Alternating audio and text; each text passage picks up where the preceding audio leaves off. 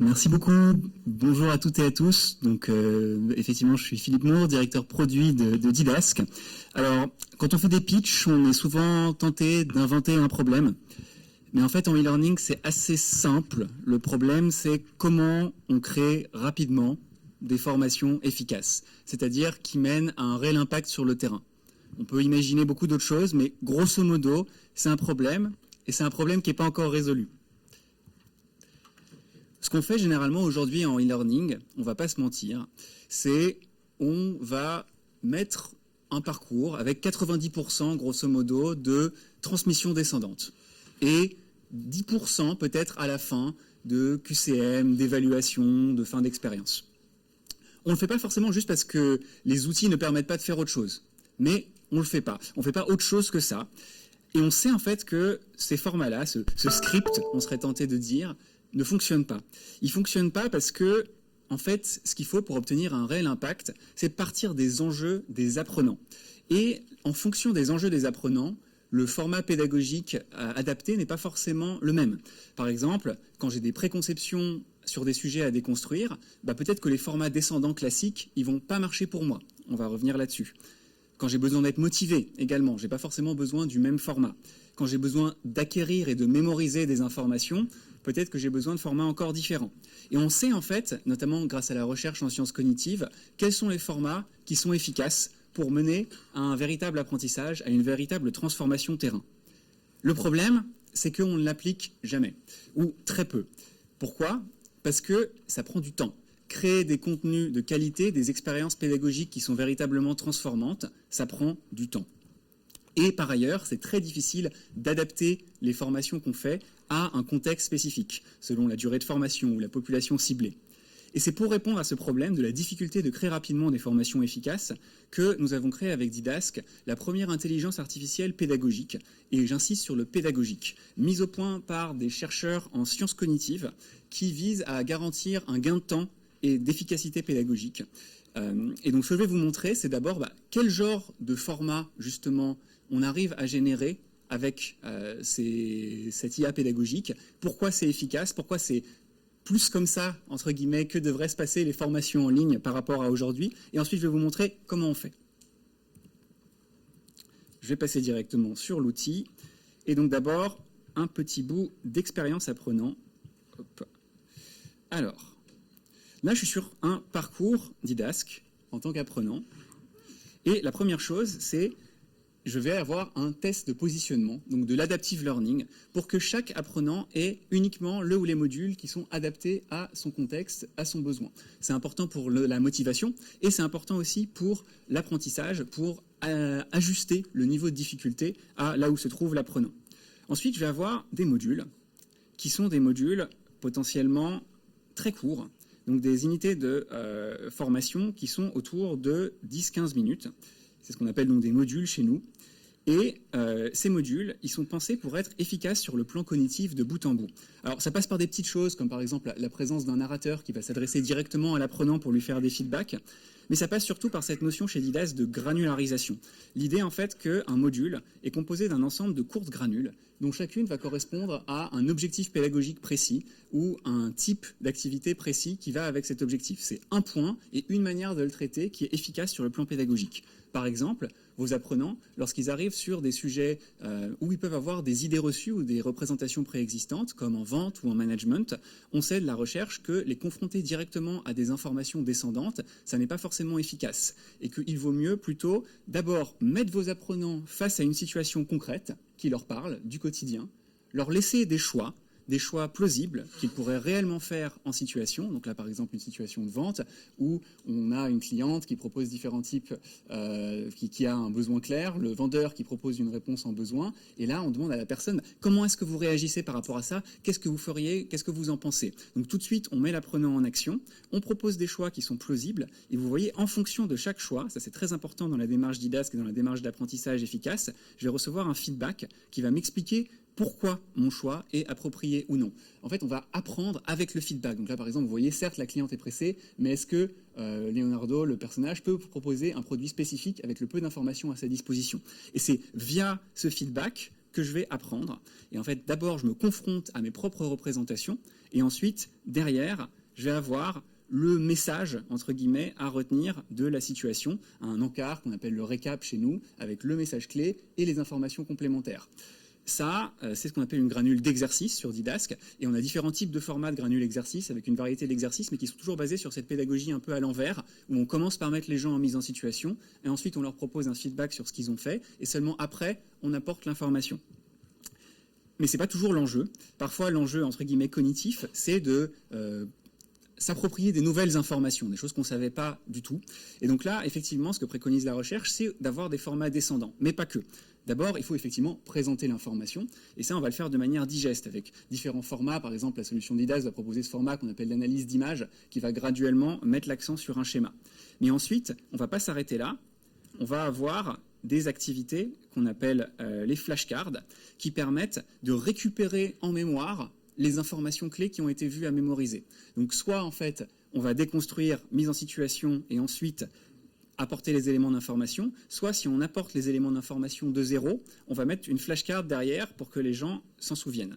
Ça a l'air de rien, mais ce petit effort de récupération en mémoire que les gens font après la formation, donc à un moment que leur cerveau, c'est plus dans leur mémoire de court terme, ça fait la différence entre un apprentissage qui est purement sur de l'information et un apprentissage où les apprenants s'approprient vraiment dans leur cerveau. Par ailleurs, à la fin des modules Didasque, vous avez la possibilité d'intégrer ce qu'on appelle des micro-défis qui, eux, vont répondre par exemple plutôt à l'enjeu d'application concrète des choses qui ont été vues, où là, l'apprenant peut dire « Ok, maintenant que j'ai vu ces points clés dans le module, qu'est-ce que je vais faire ?» Par exemple, je vais prendre 5 minutes pour écrire des questions types à poser à mon client, et donc là, je vais vraiment basculer vers la transformation sur le quotidien.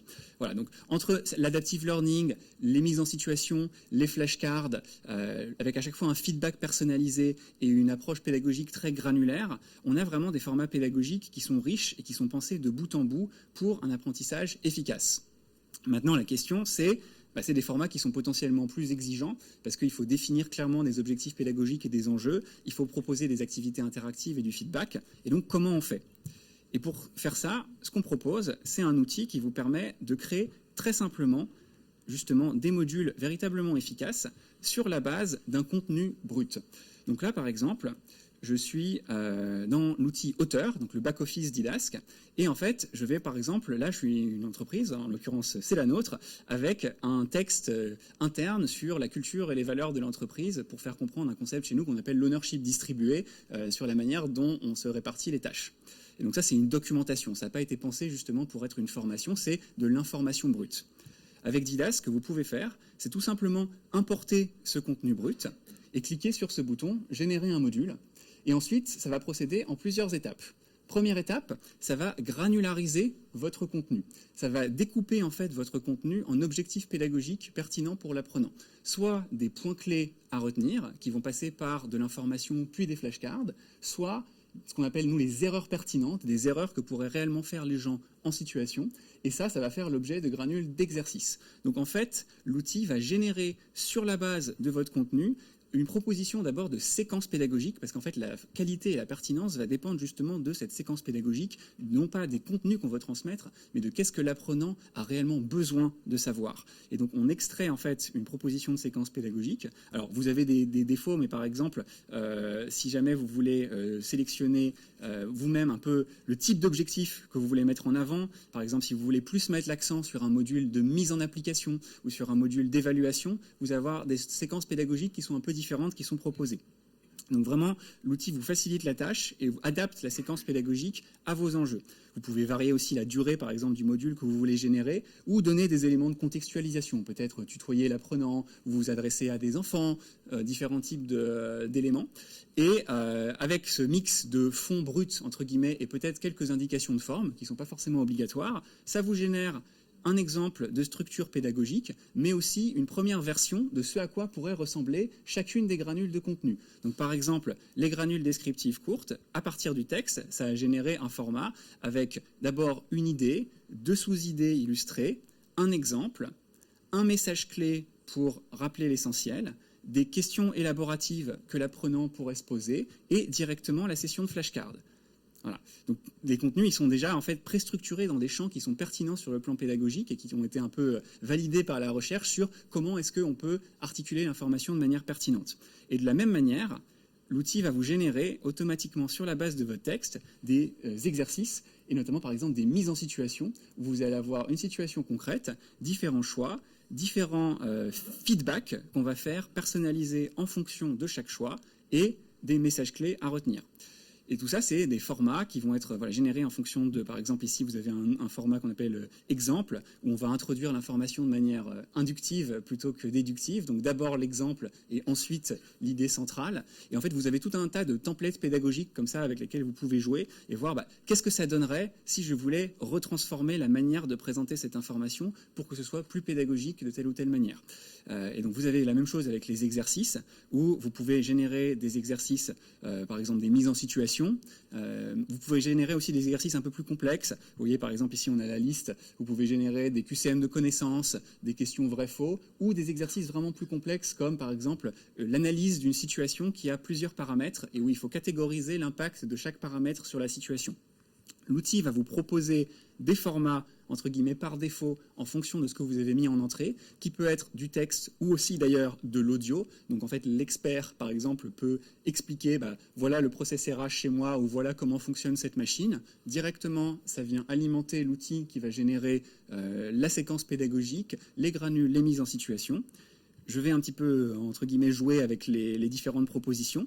Et une fois que j'ai une première base de travail, parce qu'évidemment, ça ne s'arrête pas là, j'arrive dans mon outil auteur et plutôt que de partir d'une page blanche, j'ai un contenu qui est déjà structuré pédagogiquement, qui a du sens, qui est lié à ce que je voulais mettre. Et directement, vous voyez, je peux voir côté apprenant, prévisualisation, que ce soit sur les granules d'information ou par exemple sur les granules d'exercice. J'ai déjà un rendu, en fait. J'ai déjà quelque chose que je pourrais faire. Mais par contre, je peux modifier. Donc je garde complètement la main sur les textes, sur les images. Par exemple, si vous voyez, on a notre banque d'images interne, aussi des banques d'images connectées, où vous pouvez modifier les contenus que vous avez faits. Vous restez complètement maître de ce que vous avez créé. Mais par contre, cette première étape, qui est un peu la plus fastidieuse de la page blanche, de la structuration et de comment on transforme quelque chose qui peut être juste un contenu brut expert en une véritable séquence pédagogique interactive et pertinente, notre outil vous mâche une grande partie de ce travail. Donc c'est vraiment ça l'idée qu'il y a derrière l'IA pédagogique Didasque, et c'est notamment ce qui permet ensuite à des experts métiers, des gens qui ne sont pas forcément des spécialistes justement de conception pédagogique e-learning, de simplement entre guillemets balancer leur contenu, et ensuite ça vous propose déjà une retranscription vraiment pédagogique de ces contenus et qui est centrée sur l'impact avec tous ces formats dont on sait de la recherche qui vont être efficaces, comme des mises en situation avec du feedback ou encore des flashcards pour mémoriser, des micro-défis pour ancrer dans la pratique. Donc tout ça véritablement est articulé dans notre solution pour que vous puissiez rapidement créer des modules e-learning transformants et de qualité. Voilà pour moi. Merci beaucoup. Merci Philippe, merci, bravo. Je vous invite à poser une question éventuellement à Philippe.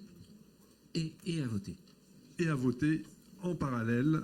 Il y a une... Oui. Les photos, elles sont arrivées aussi par automatique? Oui, les illustrations effectivement des modules sont générées par l'IA. Alors elles sont potentiellement entre guillemets moins fiables que les textes pour un tas de raisons. Je ne vais pas forcément revenir dessus, mais ça vous gagne quand même un certain temps. C'est suffisamment souvent entre guillemets pertinent pour que ça vous mâche une bonne partie du travail aussi d'illustration de vos contenus pédagogiques. Ouais. Oui. Les contenus peuvent être hébergés sur notre plateforme ou exportables en SCORM. À vos votes, mesdames, messieurs. Merci beaucoup, Philippe. Merci à vous.